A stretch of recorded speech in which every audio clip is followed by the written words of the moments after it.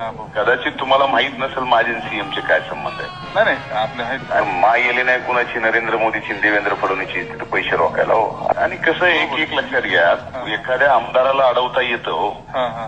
विरोधी पक्ष नेत्याच्या संस्थेला त्यांना अडवता येत नाही, कारण त्यांचं असं होतं.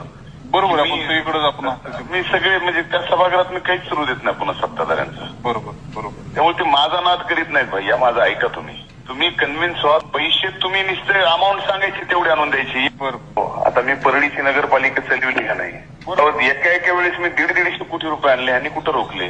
बरोबर. पण हे यांचं खातंही आमच्या बहिणीचं किती दिवस राहील ग्रामविकास हेही तुम्हाला मी सांगतो, काही खरं नाही. याच्या उपर मी पुढे कसं कसं काय काय घडतं हे आज कसं आपल्याला सांगता येणार नाही. बऱ्याच जुळवाजुळवी व्हायला लागल्यात वरच्या लेवलवर. त्याच्यामुळे आता समजून घ्या, तुम्हालाच सगळं बघायचं आहे. आणि सगळ्यांनी खाली काम केलं तर आम्ही आपलं बोंबलं फिरतो वर राज्यात घोडे लावीत सगळ्याला. बरोबर. आणि खाली बघा सगळं, फक्त खाली आम्हाला बघायची